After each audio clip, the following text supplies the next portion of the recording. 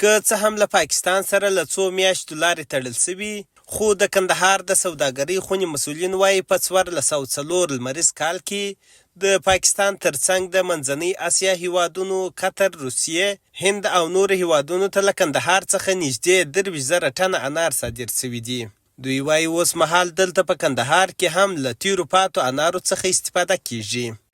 سږکال تاسو ته معلومه ده چې څه موده کېږي لاره بنده سوې ده زموږ د پاکستان ترمنځ، خو بیا هم تر هغه وخته چې لاره ایله وه او د لارې د بندېدو وروسته نږدې څه کم 23,000 ټنه انار پاکستان، هندوستان، ازبکستان، قزاقستان، اماراتو ته او نور نږدې ممالکو ته صادر سوي دي.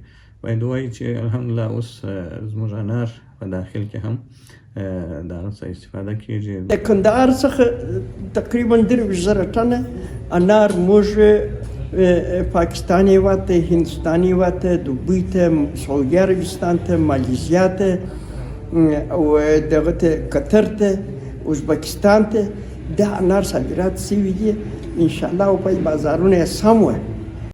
بلخوا د انارو صادروونکي وایي روان کال له ډیرو کلونو انار ښه حاصلات لرل، خو په وینا یې یوازې تر 10 سلنه صادر سوي. دوی غوښتنه کوي چې د پاکستان پر بدیلو لارو دې ډیر کار وسي.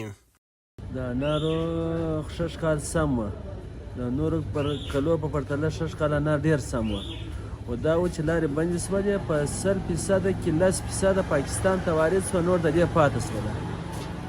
په 100% کې 10% وارد سوله، نور د دې پاته سوله. بیا نو څه روسیې ته ولاړه، رومیې ته ولاړه، نور ملکو ته ولاړه. د کندهار انار خو ښه ډېر توانیه وه، هر ټیکداران ګډه توانیه وه چې باید د پاکستان لار بنده، باید زموږ انار نور ملکو ته ولاړ سي، کوم عربستان یا نور ملکو هېوادو ته ولاړ سي. پاکستان انار خو نه ده معلومه، ګوره څه وخت داسې څنګه به سي، باید را روان کار دپاره نور ملکو ته زموږ انار ولاړ سي. د کندهار د سوداګرۍ خونې د مسؤلینو په وینا دوی هیلهمند دي چې په راتلونکي کې به د کندهار انار د بدیلو لارو ترڅنګ زیاته برخه یې دلته په هیواد کې په مصرف ورسیږي. دوی وایي ځینې پانګوال زړه ښه کوي چې د انارو د اوبو، روب او نورو کارخونې جوړې کړي. هدایت الله صالح، امید رادیو، کندهار.